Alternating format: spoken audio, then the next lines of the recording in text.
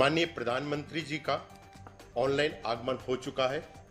हम उनका अभिवादन करते हैं। सभी को नमस्कार।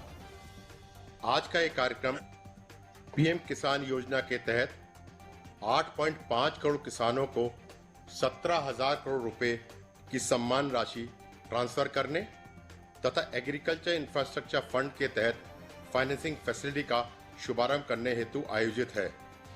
इस अवसर पर श्री नरेंद्र सिंह तोमर, केंद्रीय कृषि एवं किसान कल्याण मंत्री से स्वागत उद्बोधन के लिए अनुरोध करते हैं।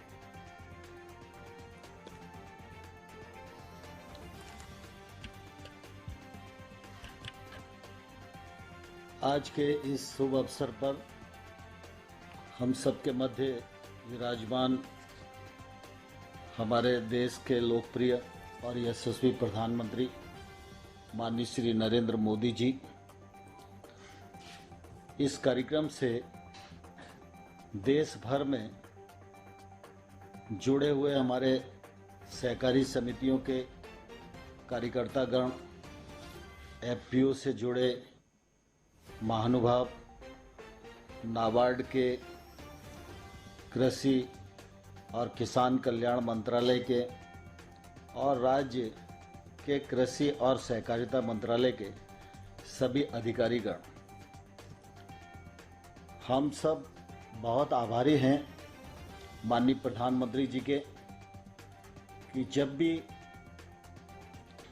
गांव, गरीब और किसान का विषय आता है तो प्रधानमंत्री जी उदारतापूर्वक अपनी योजनाओं में भी उनको प्राथमिकता देते हैं और जब उनसे रूबरू होने का वक्त आता है तब भी उदारतापूर्वक समय देकर हमेशा किसानों के बीच में उपस्थित रहने के लिए हमको अनुमति प्रदान करते हैं। उसी तारतम्य में आज फिर एक बार कृषि से जुड़े सभी किसान भाइयों और बहनों के बीच माननीय प्रधानमंत्री जी हैं। मैं मंत्रालय की ओर से और कृषि और सहकारिता से जुड़े हजार लोगों की ओर से माननीय प्रधानमंत्री जी का हृदय से बहुत बहुत स्वागत करता हूं, बहुत बहुत अभिनंदन करता हूं। मुझे बहुत प्रसन्नता है कि प्रधानमंत्री जी ने लॉकडाउन के अवसर पर भी कृषि के क्षेत्र को जो अनुमतियां प्रदान की, उसी का यह परिणाम है कि किसान ने फसल कटाई का काम पूरा किया, उपार्जन का काम पूरा किया, ग्रीष्म ऋतु की बुआई अधिक की और खरीफ के क्षेत्र में भी ठीक प्रकार से आज काम चल रहा है और गत वर्ष की तुलना में बुआई ज़्यादा है।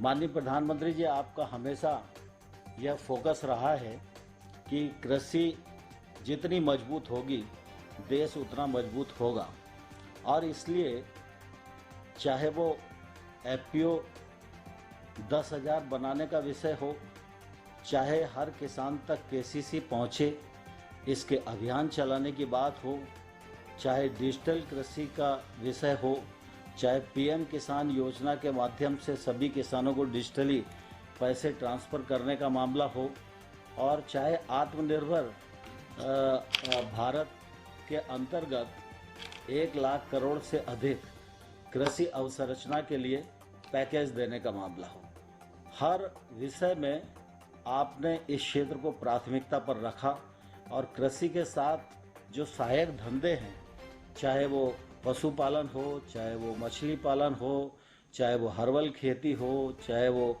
मधुमक्खी पालन हो, चाहे फूड प्रोसेसिंग के लिए 10,000 करोड़ रुपए का सवाल हो, इस पैकेज के अंतर्गत कृषि के क्षेत्र में जो गैप्स बहुत लंबे समय से महसूस किए जा रहे थे, उनको पूरा करने के लिए यह एक बड़ी मदद आपकी ओर से हुई है।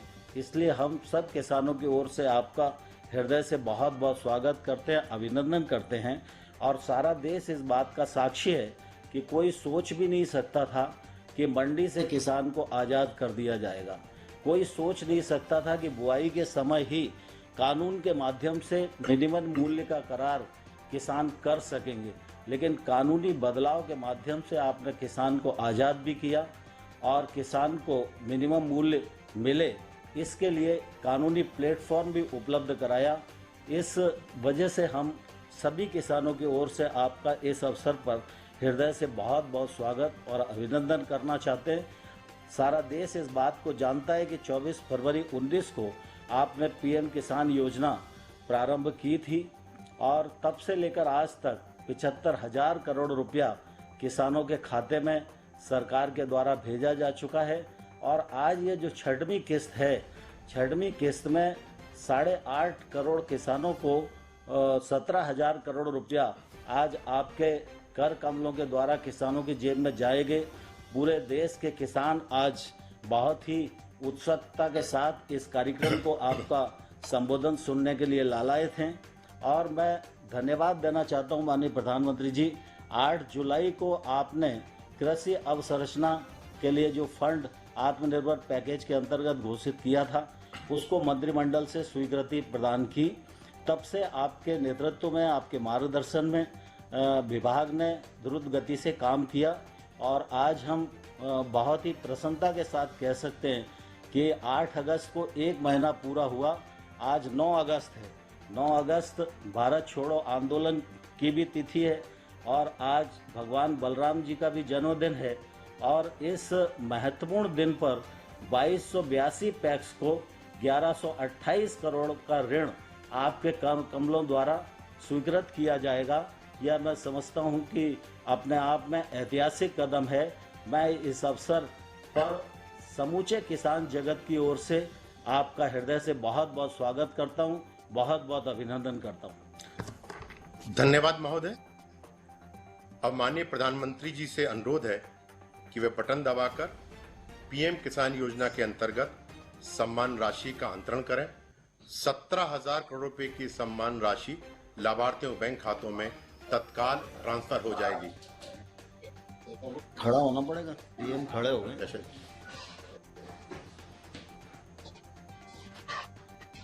बटन दबा।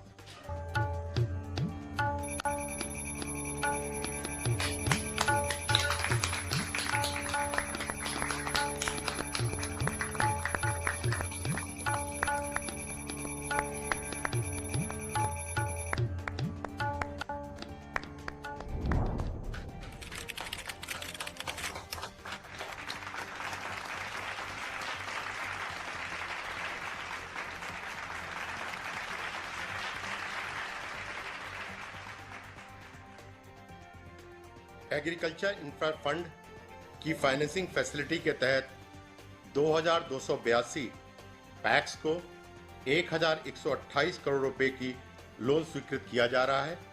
माननीय प्रधानमंत्री से अनुरोध है कि वे कृपया एग्रीकल्चर इंफ्रास्ट्रक्चर फंड के तहत वित्तीय सुविधा का शुभारंभ करें।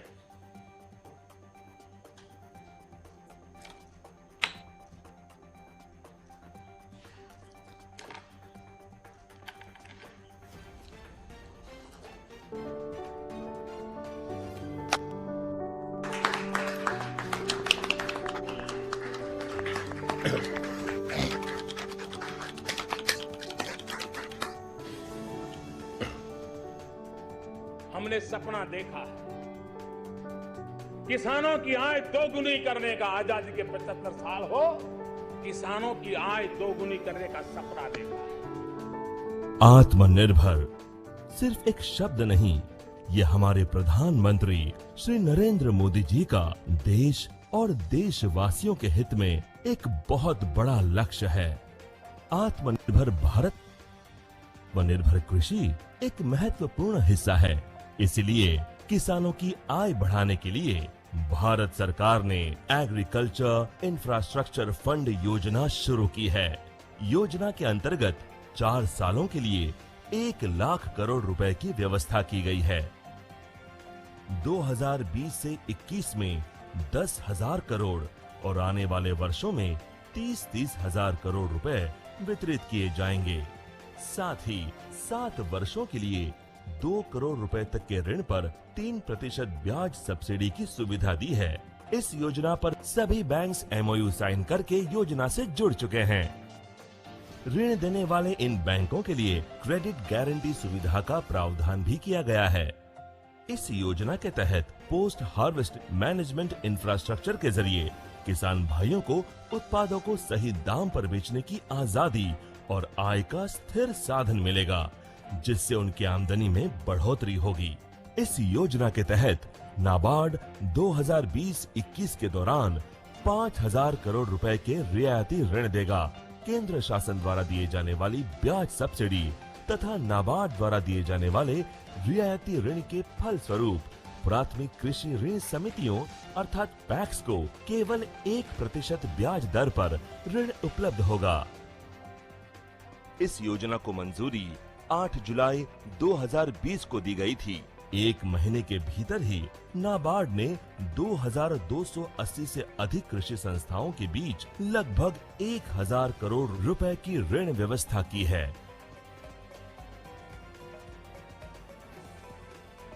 भारत सरकार की ये योजना जहां किसानों को आत्मनिर्भर बनाएगी, वहीं उनकी आय दोगुनी और खुशियां चौगुनी करने में भी मदद करेगी। आत्मनिर्भर भारत, सशक्त भारत।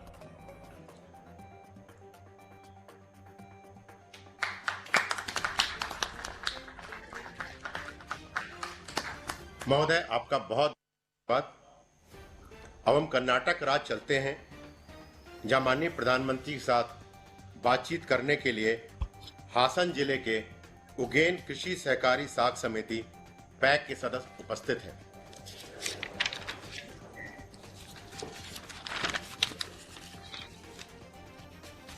नमस्ते जी।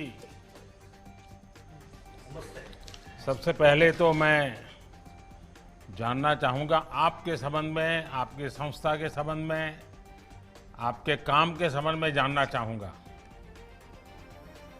ಮೊದಲನೇದಾಗಿ ನಿಮ್ಮ ಬಗ್ಗೆ ಮತ್ತು ನಿಮ್ಮ ಸಂಸ್ಥೆ ಬಗ್ಗೆ ಪರಿಚಯ ಕೊಡಿ. ನಮಸ್ತೆ ಪ್ರಧಾನಮಂತ್ರಿ ಜಿ, ನನ್ನ ಹೆಸರು ಬಸವೇಗೌಡ. ನಾನು ಉಗನೆ ಪ್ರಾಥಮಿಕ ಕೃಷಿ ಪತ್ತಿನ ಸಹಕಾರ ಸಂಘ ಹಾಸನ ಜಿಲ್ಲೆಯ ಕಾರ್ಯದರ್ಶಿಯಾಗಿ ಕೆಲಸ ಮಾಡುತ್ತಿದ್ದೇನೆ. ನನ್ನ ಸಂಘವು 44 ವರ್ಷಗಳಿಂದ ಕಾರ್ಯನಿರ್ವಹಿಸುತ್ತಿದೆ. 29 ಗ್ರಾಮಗಳಿಂದ 2,300 ಜನ ಸದಸ್ಯರನ್ನು ಸೇರಿಸಿಕೊಂಡು ಸಂಘವನ್ನು ಮುನ್ನಡೆಸುತ್ತಿದ್ದೇವೆ.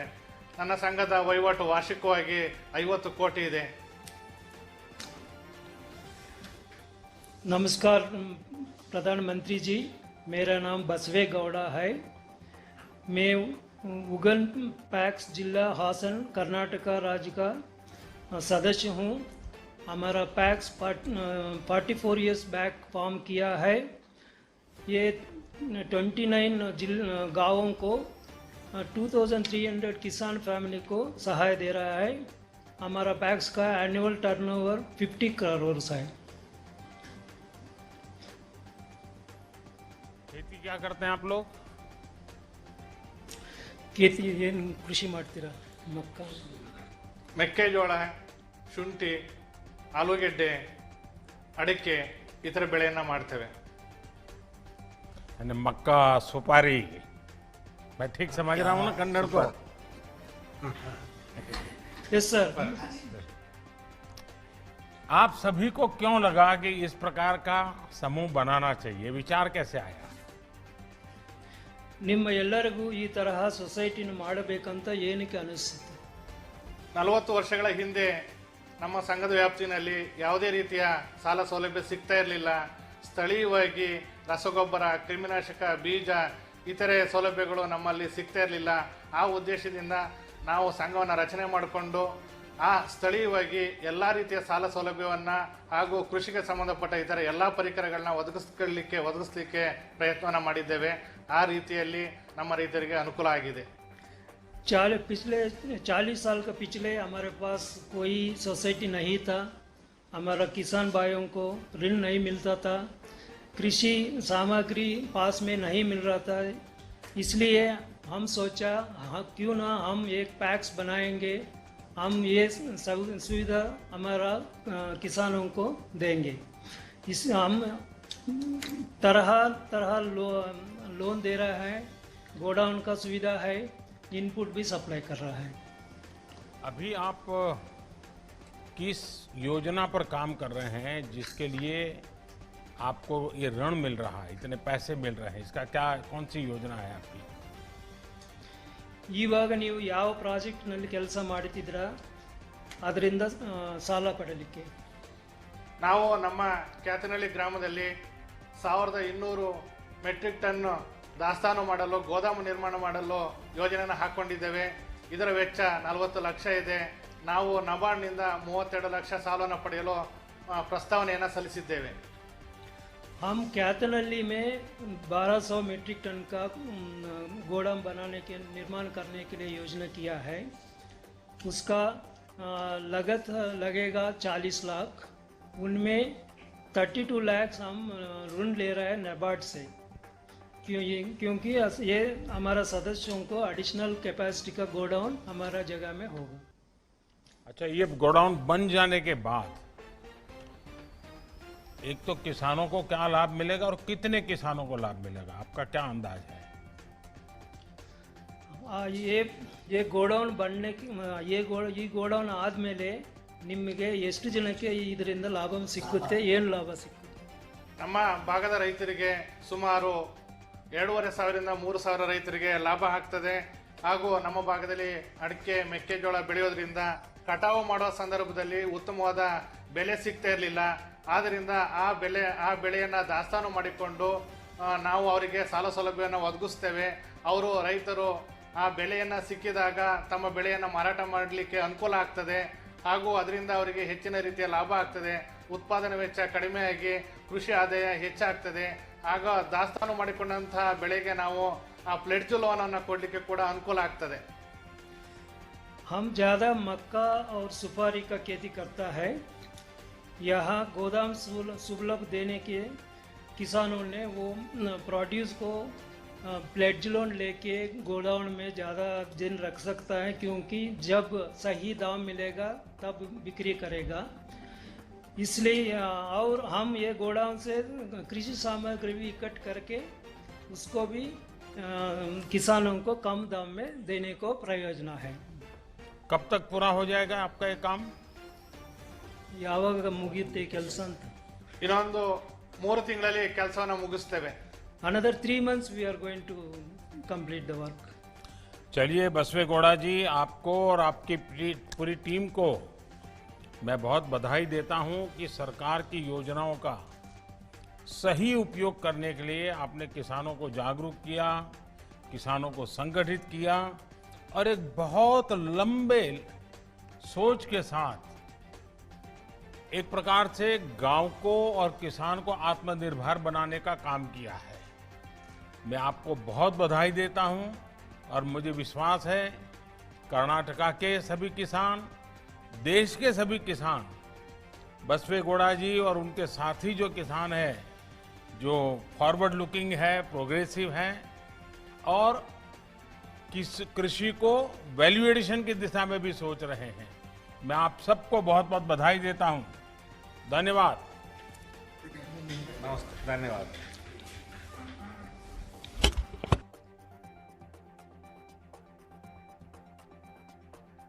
बातचीत करेंगे.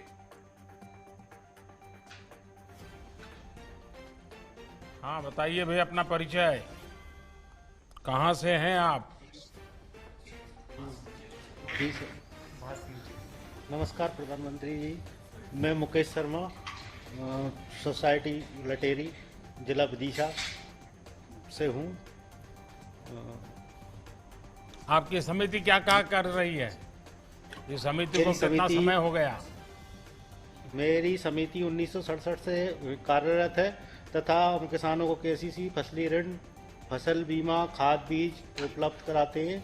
इसके अलावा समिति उपार्जन का कार्य भी करती है और समिति का बचत काउंटर भी है. आपकी क्या पढ़ाई हुई मुकेश जी? आप कितना पढ़े हैं? सर एमए किया है. और खेती करते हैं? खेती करते हैं? जी सर. कितनी जमीन है? जी खेती 15 बीघा जमीन है सर. अच्छा, और आपके कितने किसान इसके साथ जुड़े हैं, आपके इस काम के साथ? 1125 के साथ जुड़े हुए हैं. अच्छा, मतलब कि एक पढ़ा लिखा व्यक्ति जब फिर से अपने गांव और जमीन से जुड़ जाता है तो सिर्फ अपना ही भविष्य नहीं, करीब 1100 परिवारों की जिंदगी बदल रहा है. तो मुकेश जी, मैं आपको बहुत बधाई देता हूं. लेकिन मैं जरूर जानना चाहूंगा, अभी जो कोरोना काल में तो मैं जानता हूं हर किसी को कुछ न कुछ कष्ट हुआ है, आपको भी असुविधा हुई होगी।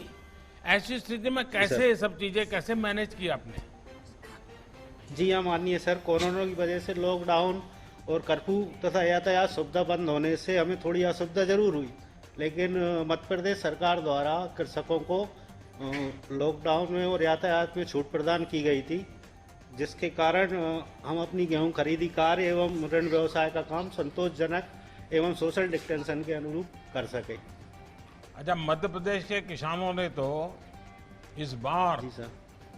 रिकॉर्ड जी। पैदावार की है जी और सर। इसलिए मैं मध्य प्रदेश के किसानों को देश के और किसानों के साथ साथ बधाई भी देता हूं।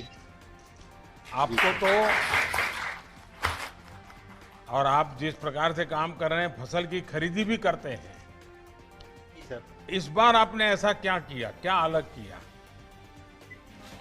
इस बार जी माननीय सर, मध्य प्रदेश में ईश्वर की कृपा से रिकॉर्ड तोड़ उत्पादन हुआ है।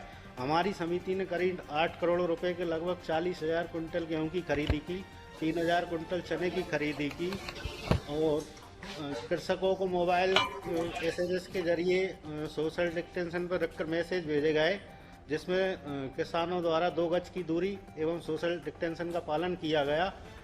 हमारे द्वारा मास्क सभी लोगों को लगवाए गए, सैनिटाइजर का उपयोग किया गया और समय समय पर हाथ साबुन से धुलवाया गया। मतलब कि गांव का किसान भी मोबाइल या टेक्नोलॉजी इन सबको समझ लेता है जी, कोई प्रॉब्लम नहीं आता है उसको? नहीं सर, वो किसी के मान लो किसी को समझ में नहीं आता, उसका परिवार वालों को समझा दिएगा। अच्छा, परिवार के लोग उनको मदद कर लेते हैं, लेकिन अच्छे ढंग से अब उसको बराबर से आपका सेट हो गया। अच्छा, जब जी सर। आपको ये सस्ता ऋण मिलने वाला है, क्योंकि आपको काफी पैसा बचने वाला है, तो इससे आप क्या क्या सुविधाएं अपने जो 1100-1200 किसान हैं उनको क्या क्या सुविधा देने वाले हैं? इसमें सर तहसील स्तर पर अपन सोच रहे हैं कि मैं 5,000 मीट्रिक टन का एक गोदाम बनेगा और ग्रेडिंग प्लांट, सूचना केंद्र, ई मंडी की सुविधा भी प्रदान की जाएगी, जिससे किसानों को अपनी फसल को तुरंत ना बेचकर अपनी आवश्यकता अनुसार बाजार में बेच सकते हैं। तो मुकेश जी, मैं समझता हूं कि आप ये जो कदम उठा रहे हैं बधाई के पात्र हैं, लेकिन मेरा एक काम करेंगे आप? जी सर। देखिए, सरकार ब्याज भी कम कर रही है, बहुत बड़ी मात्रा में धन भी दे रही है, और आप जैसे पढ़े लिखे किसान जब इसका नेतृत्व करते हैं तो कितना बड़ा बदलाव आता है। लेकिन क्या आप किसानों को समझाएंगे कि हमें हमारी धरती माता को भी बचाना है? जिस प्रकार से हम आंख बंद करके अनाप शनाप यूरिया का उपयोग करते हैं, पूरी धरती माता हमारी तबाह हो रही है। तो हमारे किसान, कम से कम आपके जो 1100-1200 किसान, वो ये तय कर सकते हैं कि अभी अगर वो 5 थैली यूरिया लेते हैं तो आगे से 3 थैली में ही चलाएंगे। अभी वो 6 थैली लेते हैं तो आगे से 4 थैली में ही चलाएंगे। कम से कम 2 थैली कम करेंगे। ऐसा आप किसानों को वचन लेकर के आगे बढ़ा सकते हैं। देखिए, बहुत फायदा, उसका पैसा बचेगा, ये हमारी धरती माता बचेगी और किसान का, बच्चों का भविष्य उज्जवल हो जाएगा। जी सर, बिल्कुल पूरी कोशिश करेंगे। पक्के करोगे? तो किसान भी समझ। तो मैं कभी फोन करके पूछूंगा। बिल्कुल बिल्कुल है? जी सर। बायो फर्टिलाइजर सर रखवाया भी है, अपने इधर है, और वो किसानों को अपन देते भी है। हाँ, नहीं, यूरिया कम करना एक तय करना चाहिए। देखिए, किसानों का फायदा अभी उनको अंदाज नहीं आ रहा है, उनको लगता है जितना ज्यादा डालेंगे फायदा होगा। ये धरती माता हमारी, इवन हम भी अगर जरूरत से ज्यादा दवाइयां खाएं तो क्या होगा? मरेंगे कि नहीं मरेंगे? तो ऐसा ही ये यूरिया का है, हमारी धरती माता मर जाएगी तो उसको मरने नहीं देना है जी। बिल्कुल सर। तो चिंता करोगे? चलिए मुकेश जी, आपको मेरी तरफ से बहुत बधाई, और मध्य प्रदेश के और विदिशा के सभी किसानों को बहुत बहुत बधाई मेरी तरफ से।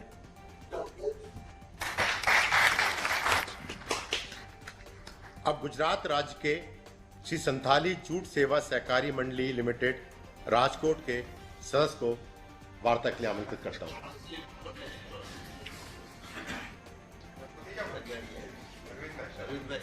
राम राम सर। अरविंद भाई તમે આ રૂપાલાજીની બાજુ બેસી ગયા છો આજે? अरविंद भाई हिंदी बोलना पड़ेगा। कोई बात नहीं साहब। बताइए।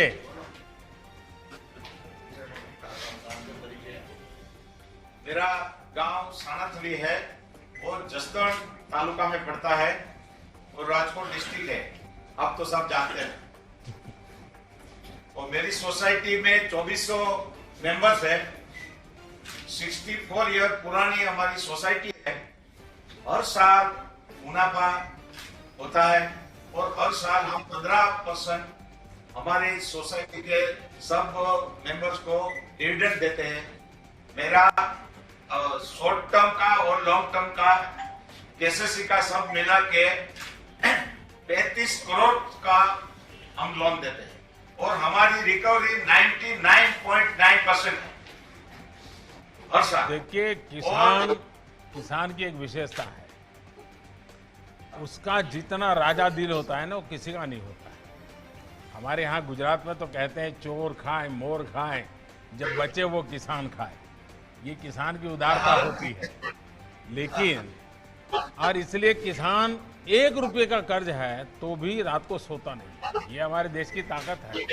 तो ये आपकी बात सही है कि करीब करीब 100% पैसा आपको वापस आता है।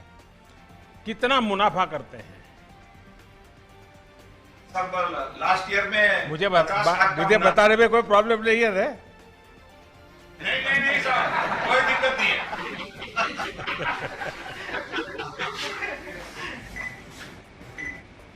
हाँ बताइए। 50 लाख। 50 लाख। अच्छा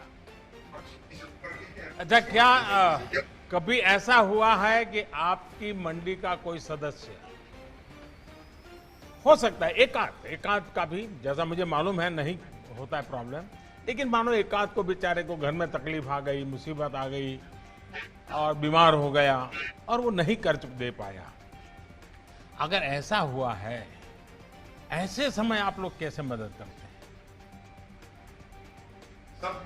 सब ज्यादातर तो ऐसा नहीं होता है। कभी कोई सूखा पड़ने से या कम बरसात होने से, क्योंकि हमारा इरिगेटेड एरिया नहीं है, इसलिए कभी ऐसा होता है। मगर ये हमारी सोसाइटी और हमारी डीसीसी भी राजकोट डिस्ट्रिक्ट, जो हमारे जयेश भाई रादड़िया जी हमारे चेयरमैन है, यहाँ बैठे हैं, वो उसने ये किसानों के लिए जब ऐसा होता है तब के हमारी ग्राम लक्ष्मी योजना की तहत हम एक मीडियम टर्म का एक लोन देते हैं। उसके हिसाब से हम एक किसान की कोई आय कम नहीं होती इससे, और दूसरे साल जब अच्छा वर्ष होता है तो वो पूरे प्रवाह में आ जाता है। इसलिए हमारा किसान 1% भी कोई दुखी नहीं है। अच्छा, किसानों के लिए हाल में कई बड़े बड़े फैसले सरकार ने लिए हैं और इसकी जानकारी, इनको लेकर जागरूकता भी फैलाने का आप स्वाभाविक रूप से काम करते हैं, क्योंकि मैं जानता हूं गुजरात के किसानों में ये स्वभाव भी है। तो इसका परिणाम क्या नजर आता है? सब भारत सरकार ने जो किसान हित के लिए जो योजनाएं बनाई है, किसान सम्मान निधि हो और किसान के ऋण के सामने इंटरेस्ट सबवेशन की योजनाएं हो, और अभी जो एपीएमसी एक्ट आया है उसके हिसाब से ये पूरी जानकारी हम हमारी शिविरों में, हमारी एजीएम में और किसान गोष्ठियां करके हम किसान तक ये सब बातें पहुंचाते हैं। और हमारा खास करके गुजरात का आप तो जानते हैं सर, और खास करके हमारे सौराष्ट्र का और राजकोट डिस्ट्रिक्ट का किसान ये सब योजना से संपूर्ण वाकिफ है।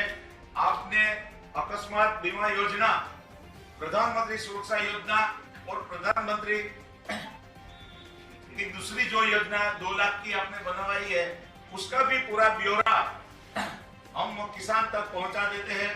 और प्रधानमंत्री फसल बीमा योजना का ये पूरा रजिस्ट्रेशन भी वो हमारे राजकोट डिस्ट्रिक्ट में खास करके हमारी बैंक और हमारी सोसाइटियां करती है।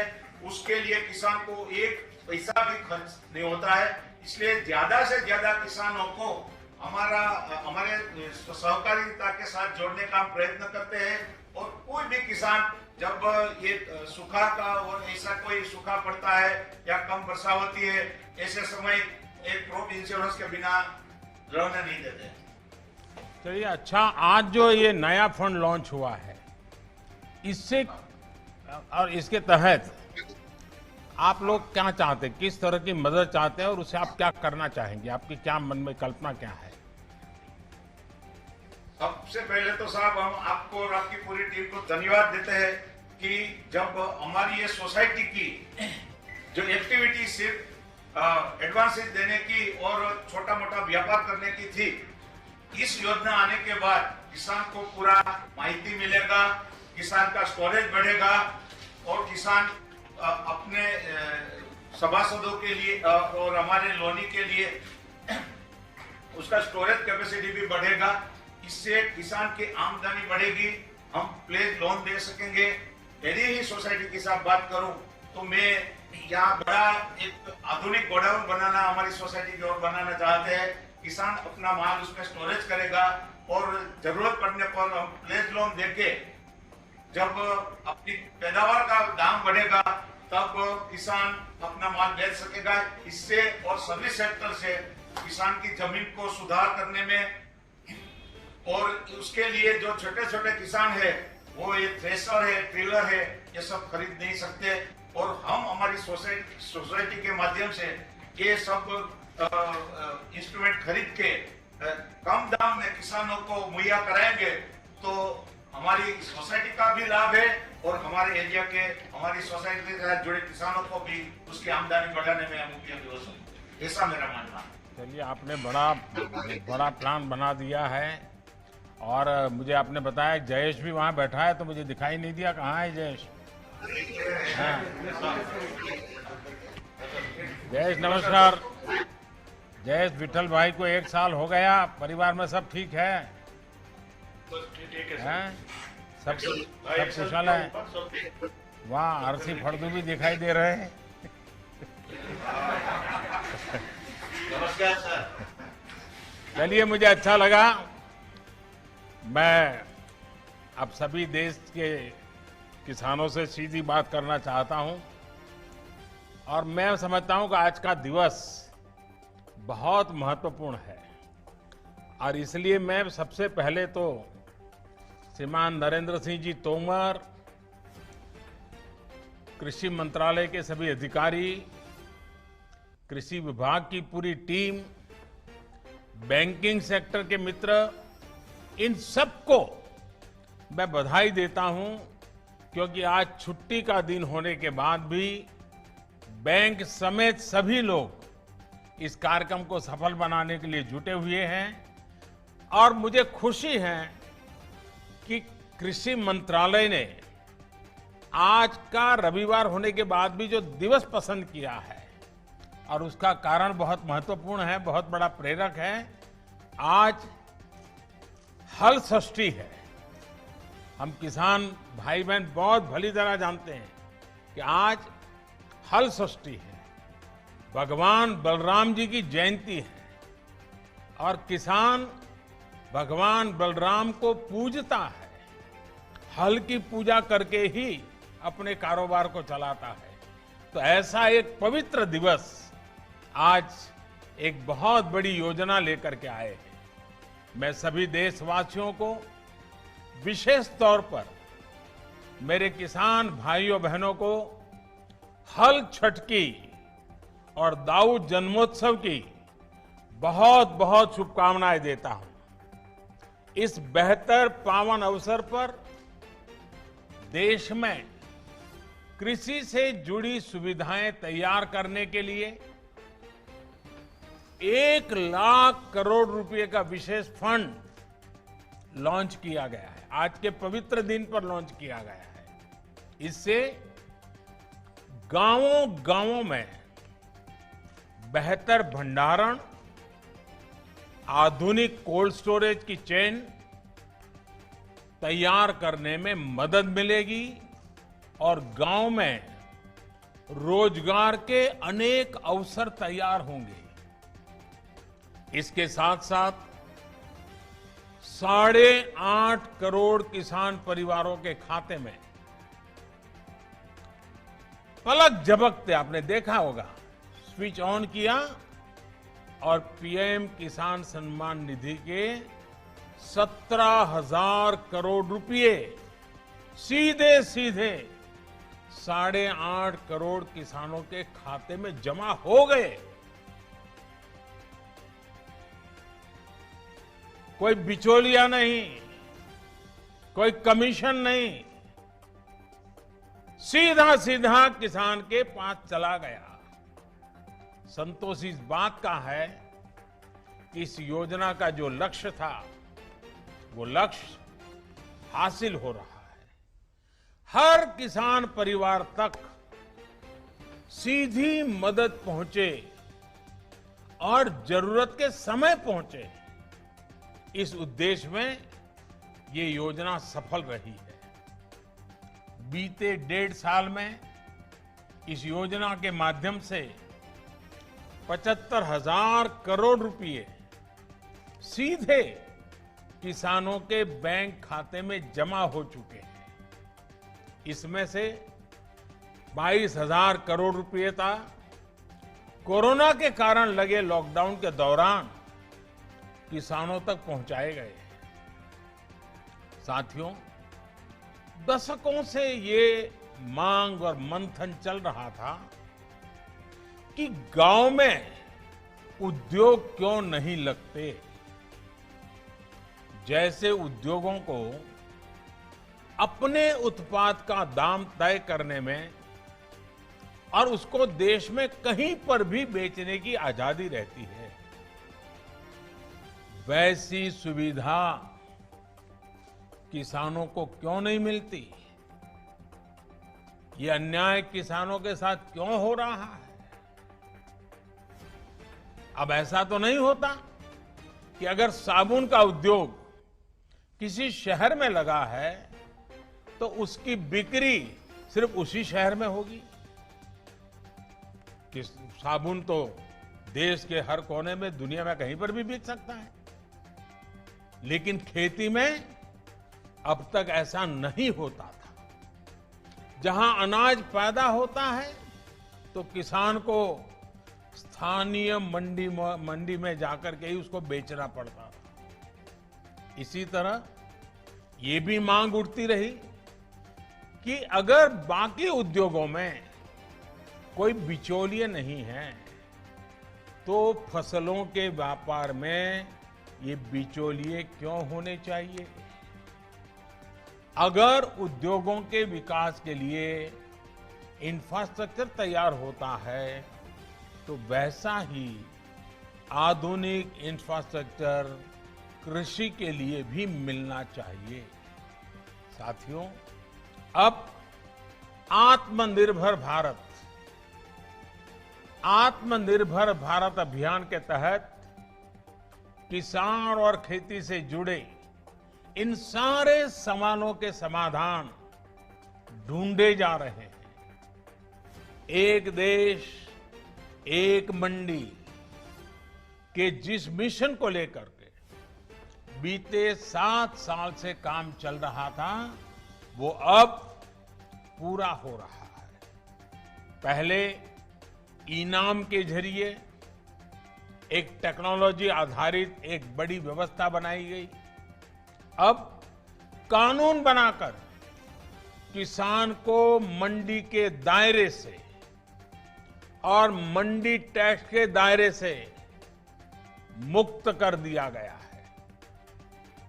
अब किसान के पास अनेक विकल्प है।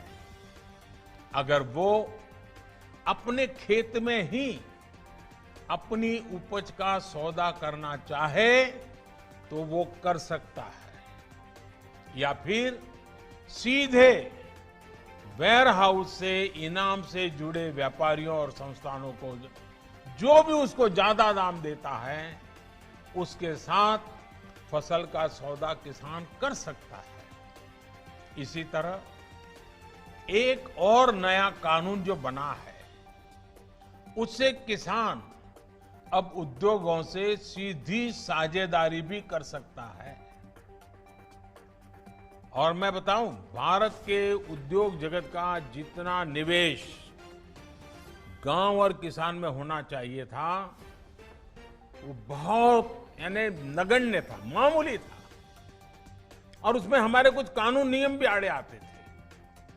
अब देखिए, जैसे आलू का किसान चिप्स बनाने वालों से फल उत्पादक यानी बागवान, जूस, मुरब्बा, चटनी या कोई आयुर्वेदिक पौधे वाले किसान है तो फार्मेसी को, जैसे उत्पाद बनाने वाले जो उद्योग हैं, उनके साथ वो पार्टनरशिप कर सकता है। इससे किसान को फसल की बुआई के समय तय दाम मिलेंगे, जिससे उसको कीमतों में होने वाली गिरावट से राहत मिल जाएगी। साथियों, हमारी खेती में पैदावार समस्या नहीं है, बल्कि पैदावार के बाद होने वाली उपज की बर्बादी ये बहुत बड़ी समस्या रही है।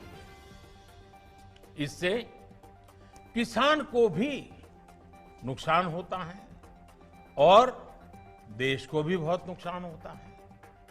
इसी से निपटने के लिए एक तरफ कानूनी अड़चनों को दूर किया जा रहा है और दूसरी तरफ किसानों को सीधी मदद दी जा रही है।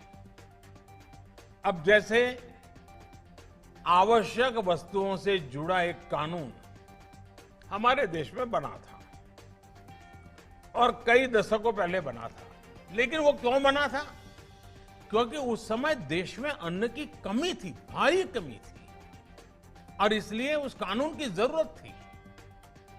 लेकिन आज तो अन्न के भंडार इतने भरे पड़े हैं कि इस प्रकार की रोक किसान का भी, अर्थव्यवस्था का भी और कंज्यूमर का भी नुकसान होता है। लेकिन बड़ा हैरानगी है कि यह कानून अभी भी चलता रहा।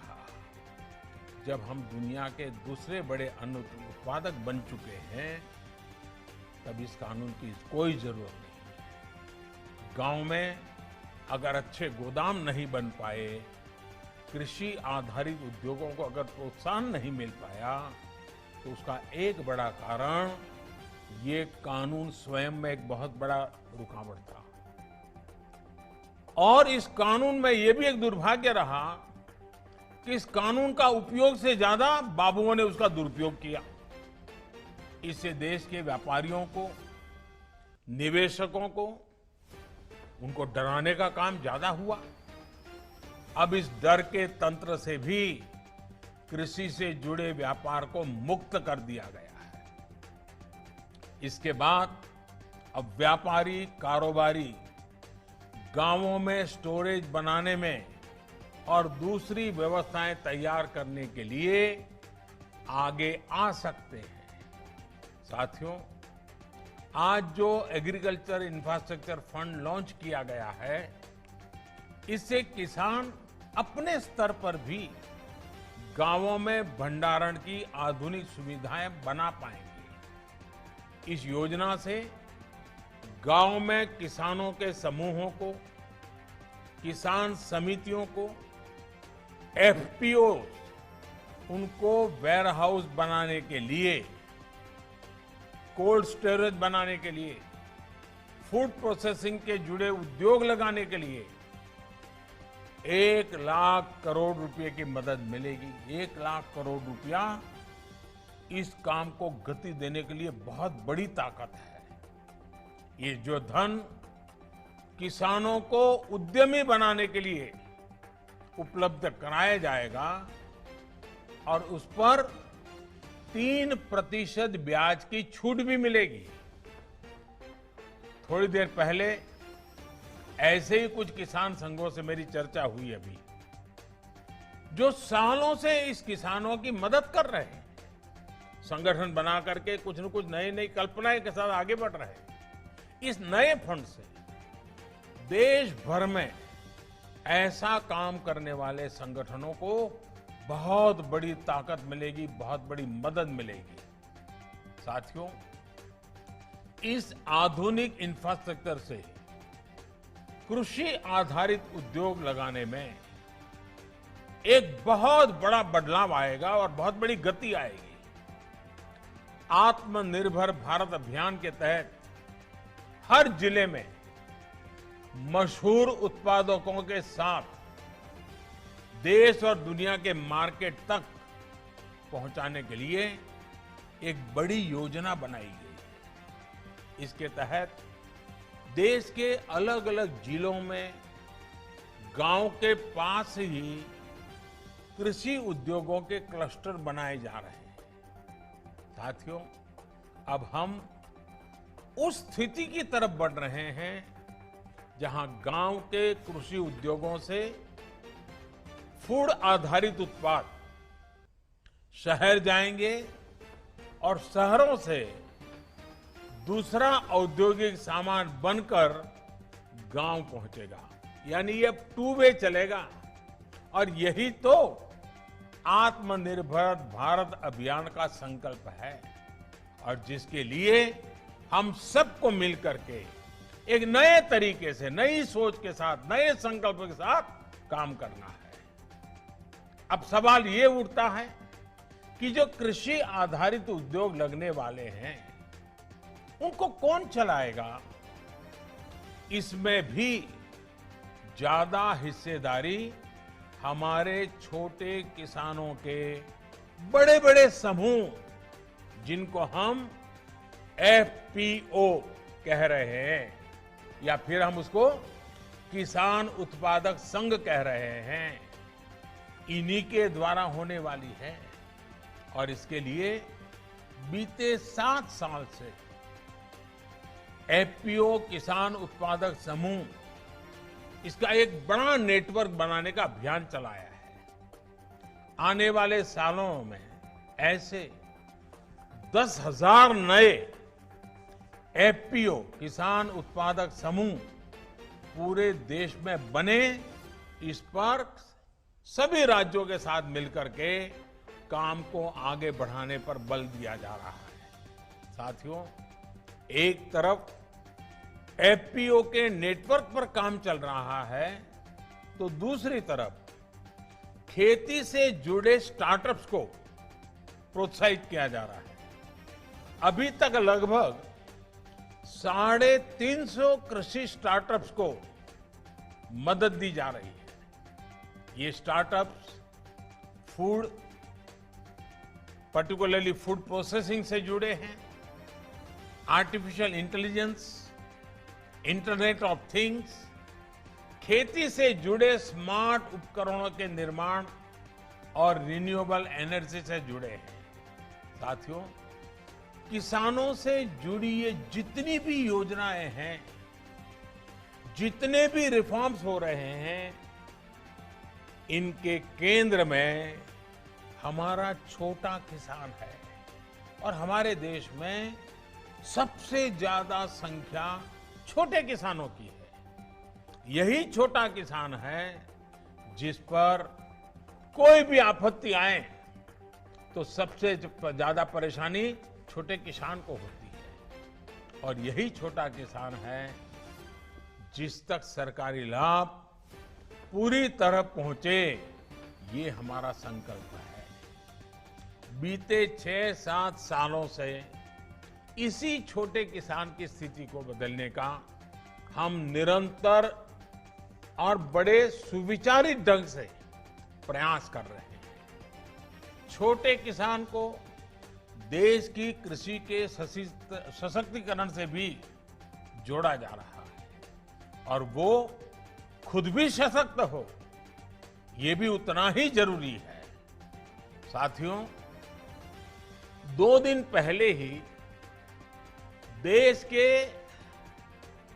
छोटे किसानों से जुड़ी एक बहुत बड़ी योजना की शुरुआत की गई है। जिसका आने वाले समय में पूरे देश के किसानों को बहुत बड़ा लाभ होने वाला है।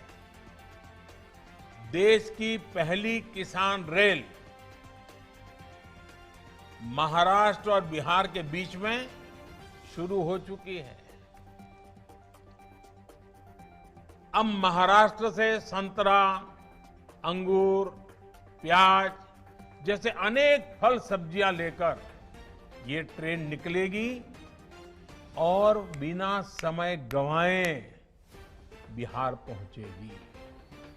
फसल की बर्बादी नहीं होगी और बिहार से जब वापस आएगी तब वहां का मखाना, लीची, पान, ताजा सब्जियां, मछलियां, ऐसे अनेक सामान छोटे छोटे लोगों से लेकर के वो फिर इस तरफ लौटेगी। यानी बिहार के छोटे किसान मुंबई और पुणे जैसे बड़े शहरों से सीधे कनेक्ट हो गए हैं। इस पहली ट्रेन का लाभ यूपी और मध्य प्रदेश के किसानों को भी होने वाला है, क्योंकि ये ट्रेन उन किसानों के रास्ते से भी गुजरने वाली है। इस ट्रेन की खासियत ये है कि ये ट्रेन पूरी तरह से एयर कंडीशन है। यानी एक प्रकार से ये पटरी पर दौड़ता हुआ कोल्ड स्टोरेज है। ये कोल्ड स्टोरेज ही दौड़ता रहेगा, जाएगा, आएगा, सामान लाएगा, छोड़ेगा। इससे दूध, फल, सब्जी, मछली पालक ऐसे हर प्रकार के किसानों को भी लाभ होगा और शहर में इनका उपयोग करने वाले उपभोक्ताओं को भी लाभ होगा। ताजा चीजें मिलेगी उनको और जहां से उनको अच्छी चीज चाहिए वहां से मिलेगी। किसान को लाभ ये होगा कि उसको अपनी फसल स्थानीय मंडियों या हाट बाजारों में मजबूरन कम दाम पर बेचना नहीं पड़ेगा। उसकी मजबूरी जाएगी। ट्रकों में फल सब्जी जिस प्रकार बर्बाद हो जाते थे उससे भी मुक्ति मिलेगी और ट्रकों के मुकाबले भाड़ा भी कई गुना कम हो जाएगा। शहरों में रहने वाले साथियों को लाभ ये होगा कि अब मौसम के कारण या दूसरे संकटों के समय फ्रेश फल सब्जियों की जो कमी हो जाती थी वो भी नहीं होगी और कीमत पर भी जो कभी कभी खेल खेलने का लोगों को मौका मिल जाता था वो भी बंद हो जाएगा। इतना ही नहीं, इससे गांवों में छोटे किसानों की स्थिति में एक और परिवर्तन आएगा। अब जब देश के बड़े शहरों तक छोटे किसानों की पहुंच हो रही है तो वो ताजा सब्जियों उगाने की दिशा में आगे बढ़ेंगे। पशुपालन और मत्स्य पालन की तरफ भी प्रोत्साहित होंगे। इससे कम जमीन से भी अधिक आय का रास्ता खुल जाएगा। रोजगार और स्वरोजगार के अनेक नए अवसर खुलेंगे।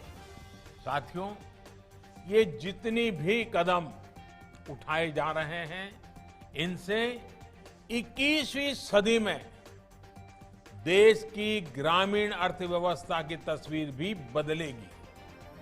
कृषि से आय में भी वृद्धि होगी। हाल में मिल गए जितने भी निर्णय लिए गए हैं हर निर्णय आने वाले समय में गांव के नजदीक ही व्यापक रोजगार तैयार करने वाले अनेक अवसर इससे होने वाले हैं। गांव और किसान आपदा में भी देश को कैसे संबल दे सकता है ये बीते 6 महीने से हम देख रहे हैं। ये हमारे किसान ही हैं जिन्होंने लॉकडाउन के दौरान देश को खाने पीने की जरूरी सामान की समस्या नहीं होने दी। देश जब लॉकडाउन में था तब हमारा किसान खेतों में फसल की कटाई कर रहा था और बुआई के नए रिकॉर्ड बना रहा था। लॉकडाउन के पहले दिन से लेकर के दीपावली और छठ तक के 8 महीनों के लिए 80 करोड़ से ज्यादा देशवासियों तक अगर मुफ्त राशन आज हम दे पा रहे हैं, पहुंचा पा रहे हैं, तो उसके पीछे भी हमारे सामर्थ्य के साथ साथ हमारे इन किसानों की तपस्या जुड़ी है, उनकी मेहनत जुड़ी हुई है। तब जाकर के, और ये दुनिया का सबसे बड़ा प्रोजेक्ट है। 80 करोड़ परिवारों को, 80 करोड़ लोगों को 8 महीने तक मुफ्त में खाना मिले, कोई गरीब रात को भूखा न सो जाए। अगर हमारे किसानों ने ये तपस्या न की होती, इतना बड़ा काम न किया होता, तो शायद ये हम भी चाहते हुए भी शायद न कर पाते।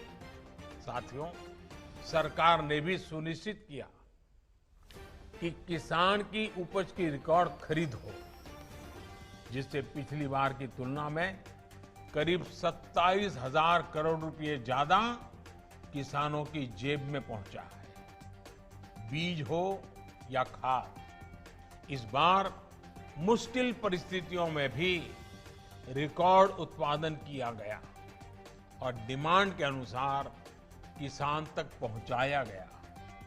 यही कारण है कि इस मुश्किल समय में भी हमारी ग्रामीण अर्थव्यवस्था मजबूत है, गांव में परेशानी कम हुई है। हमारे गांव की ये ताकत देश के विकास की गति को भी तेज करने में अग्रणी भूमिका निभाए। इसी विश्वास के साथ आप सभी किसान साथियों को मेरी तरफ से बहुत बहुत शुभकामनाएं हैं। भगवान बलराम के हम पर आशीर्वाद बने रहें। कोरोना को गांव से बाहर रखने में जो प्रशंसनीय काम मेरे किसान भाई बहनों ने, हमारे गांव वालों ने किया है, उसको आप जरूर जारी रखेंगे। 2 गज की दूरी और मास्क है जरूरी, ये मंत्र पर अमल करते रहें, सतर्क रहें, सुरक्षित रहें। भगवान बलराम के आशीर्वाद सदा सर्वदा आप पर बना रहे। इसी शुभकामना के साथ सभी मेरे देश के किसान भाइयों बहनों का मैं हृदय से बहुत बहुत आभार व्यक्त करता हूं। धन्यवाद।